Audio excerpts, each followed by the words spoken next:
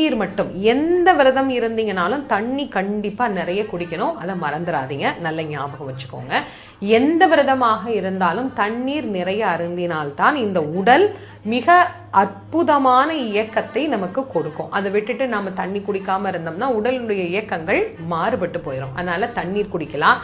அல்லது பால் விரதம் அப்படின்னு ஒண்ணு உண்டு. அதாவது காலையில முருகனுக்கு அபிஷேகம் பண்ணின பால் அல்லது மாலையில அபிஷேகம் பண்ணின பால், இந்த 2 வேளையும் பால் மட்டும் குடிச்சிட்டு விரதம் இருக்கிறது அப்படின்னு. சிலர் பால் பழ விரதம் அப்படின்னு ஒண்ணு எடுப்பாங்க. அதாவது பாலும் பழமும் சாப்பிட்டுக்கலாம். இப்ப காலையில நம்ம வீட்டுல இருந்தாலும் சரி, கோவில்ல போய் விரதம் இருந்தாலும் சரி, காலையில ஒரு டம்ளர் பால், 2 வாழைப்பழம் இல்லைன்னா ஒரு ஆப்பிள், என்ன பழம் கிடைக்குதோ அந்த பழத்தோட விரதம். இரவுக்கு பழம் பால், மதியம் வேணும்னா ஒரு பழம் இல்லைன்னா விட்டுறலாம். இது பால் பழ விரதம் அப்படின்னு சொல்றது. இன்னும் சில பேர் ரொம்ப கடுமையாக இந்த விரதத்தை இருக்கிறவங்க அப்படின்னா